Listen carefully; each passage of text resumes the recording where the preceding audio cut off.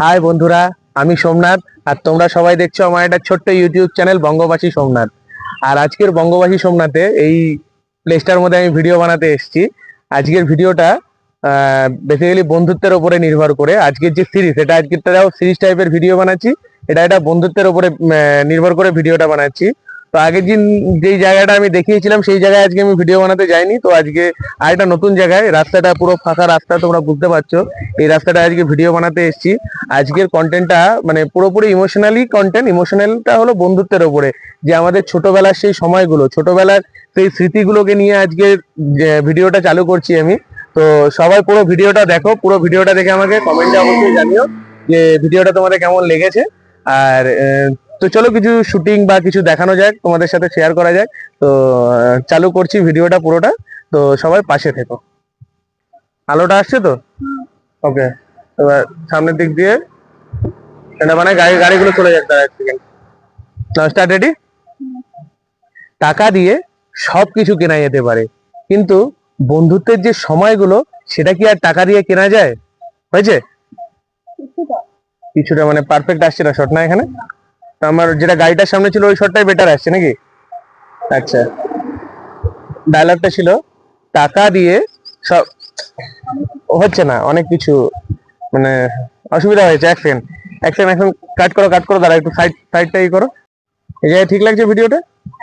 বাপরে বাপ, মানে বিশ্বাস করবে না, একটা ভিডিও এরকম দেখে মনে হচ্ছে রাস্তাটা ফাঁকা, সেকেন্ডে সেকেন্ডে বাইক নিয়ে বাস যাচ্ছে, টোটো যাচ্ছে, এত লোক যাচ্ছে, যে মানে একটা ভিডিও বানাতে যে মানুষের কতটা, একটা শট নিতে গিয়ে মিনিমাম আমাকে হয়তো 10টা 15টা করে শট নিতে হচ্ছে একটা ভিডিওর জন্য।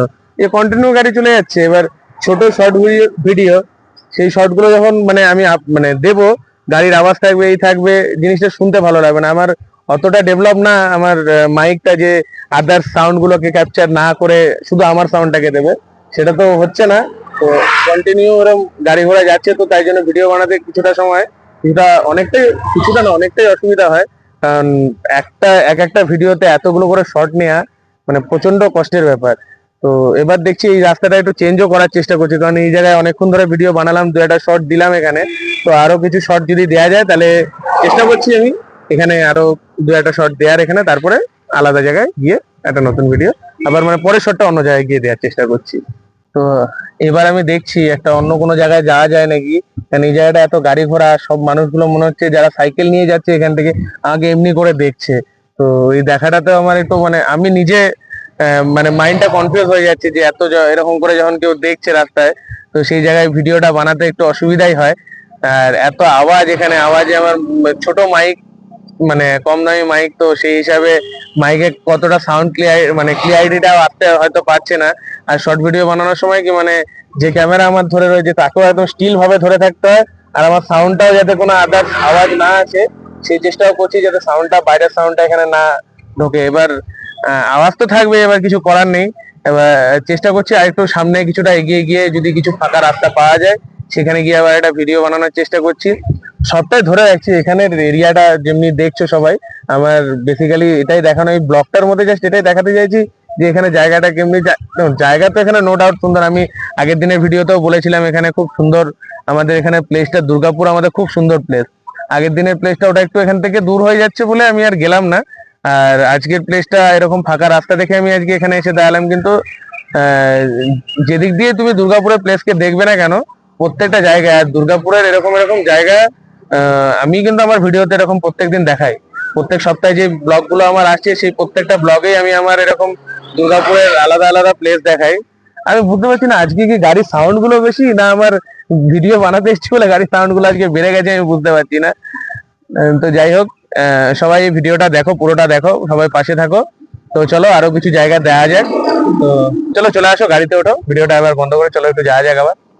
তো একটা নতুন জায়গা আমি পেয়েছি, এই জায়গাটা একটু দেখিয়ে দাও, যে জায়গাটার পজিশনটা, এটাও একটা মেন রোডের মধ্যেই। তো জায়গাটা কেমন লাগছে সবার?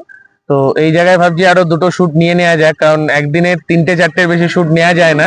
তো ভাবছি যে এই জায়গাটা আর 2টো শুট নিয়ে নিই, আগের জায়গাটায় 2টো করে শুট নিয়েছি, এই জায়গাটা আরো 2টো শুট নেবো। তো আর একটা কথা তার আগে আলোচনা করে নিতে চাই সবার সাথে, যে আমি এদিক থেকে স্ট্রাগল যেমনি করছি আমার ভিডিও বানানোর জন্য, প্রত্যেকটা ভিডিওর জন্য আমি যতটা মেহনত করছি, আগেও যেটা বললাম যে এক একটা শট আমাকে 10 বার থেকে 12 বার করে বা 15 বারও নিতে হয়। তো আমার যে ক্যামেরার মানে আমি ক্যামেরার সামনে রয়েছি, ক্যামেরার পিছনেও তো আরেকজন রয়েছে, যে আমি তার সাথেও কিছু কথা বলতে চাই, মানে আমার বউ বা আমার ওয়াইফ, তার সাথেও আমি কিছু কথা বলতে চাই যে সে যে ভিডিওটা করে দিচ্ছে তাকেও তাকেও তো কতটা স্ট্রাগল করতে হয়, তাকেও এই জায়গাটার জন্য অনেক মেহনত করতে হয় যে এক একটা ভিডিও কন্টিনিউ স্ট্রেট ভাবে দাঁড়িয়ে থেকে।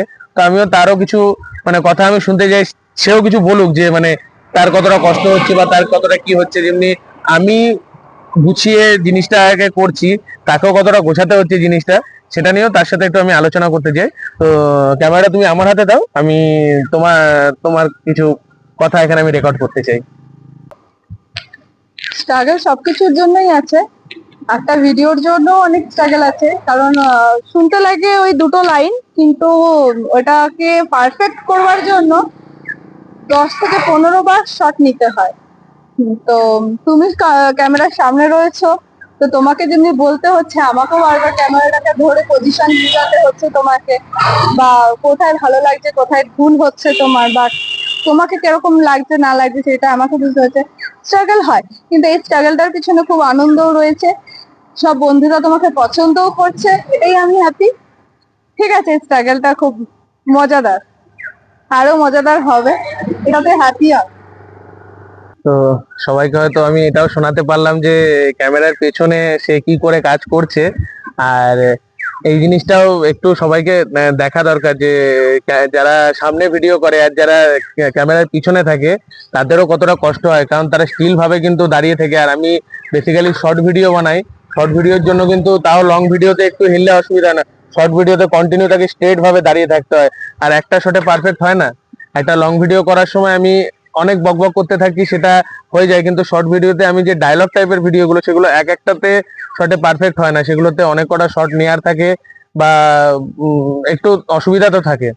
তো সেই জন্য আর আমরা এক একটা লোকেশন, প্রত্যেকটা এই একটা এখানে লোকেশন, একটা এখানে লোকেশন, প্রত্যেকটা লোকেশনে প্রত্যেকবার এসে এক একটা ভিডিও করা হয় একটু অসুবিধা, মানে অসুবিধা তো আছে, কিন্তু আর অসুবিধাটা আমার ভিডিও করা নিয়ে হয় না, অসুবিধাটা হয় রাস্তা দিয়ে এত গাড়ি ঘোড়া যায়, এই যে কন্টিনিউ গাড়ি ঘোড়া যাচ্ছে, এত আওয়াজ, আমার এই নর্মাল মাইকের মধ্যে সেই আওয়াজগুলো, অনেক আওয়াজ দেখবেন আমার ভিডিও সাথে সাথে ক্যাপচার হয়ে যায় এই আওয়াজগুলো, আমি প্রত্যেকটা আওয়াজ কাটতেও পারি না, তো কন্টিনিউ সেইগুলো থেকেই যায়।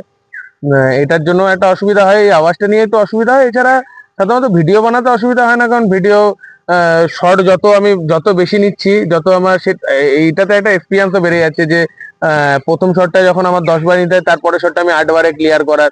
তো শর্টটা আমাকে বিশেষ করে এবার আশেপাশে থেকে লোক আসে না, সেই জিনিসটার মধ্যে আমি কনফিউজ হয়ে যাই মাঝে মাঝে, কনফিউজ, মানে একটা এদিক থেকে আসছে একটা এদিক থেকে আসছে, তো আওয়াজটার মধ্যে আমি ডায়লগটা যখন ডেলিভারি দেবো সেই সময়টা একটা কনফিউজ হয়ে যাওয়ার ব্যাপার থাকে থাকে প্রত্যেকটা জিনিসেই কাজ করতে গেলে কোনো কাজে বাধা আসে, তো কন্টিনিউ সেই জিনিসটা নিয়ে হয়। তো এটা প্রত্যেকটা মানুষের সাথেই হয়। আর আজকের যে সিরিজটা, যেটা নিয়ে আমি একটু সবার সাথে একটু কথা বলে নিই, যে বন্ধুত্ব নিয়ে যে সিরিজটা আমি সবাইকে বলেছিলাম, তো বন্ধুত্বের যে মানে আমাদের যে পুরোনো দিনের যে ছোটবেলার বন্ধুত্ব, এই যা ওদিকে যা, তো যাই হোক, ছোটবেলার যে বন্ধুত্ব, সেটার উপরে যে সিরিজটা হচ্ছে, এটার 8টা টোটাল পার্ট আসবে। আগেরটা রবিবার থেকে রবিবার অবধি ছিল, এবার এটা হয়তো সোমবার থেকে সোমবার অবধি সিরিজটা থাকবে।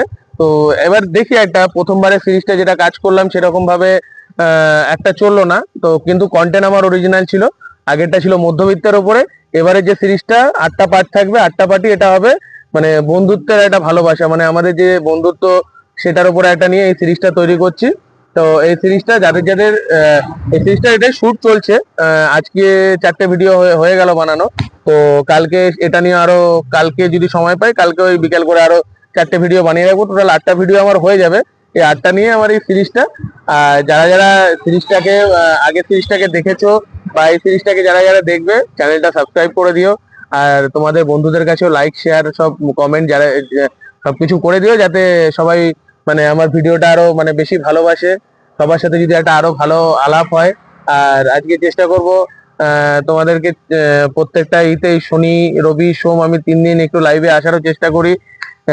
রবিবার দিনটা তো বিশেষ করে করি, এটা আমার ছুটির দিন, তো এই দিনটা একটু লাইভে আসার চেষ্টা করি। তো তো সেই হিসাবে তোমরা একটু সবাই পাশে থাকো, আর এটাই বলবো সবাই সাপোর্ট করো। আর ভিডিওটা বেশি বড় করব না, জাস্ট তোমাদের দেখিয়ে দিলাম আমার এই এরিয়াটা সময় মানে এইভাবে আমি ভিডিও বানাই, এই জিনিসগুলো একটু দেখিয়ে দিলাম। তো আর বেশি ভিডিওটা বাড়াবো না, সেই হিসাবে সবাইকে একটাই জিনিস বলি, সবাই সাপোর্ট করো, পাশে থেকো।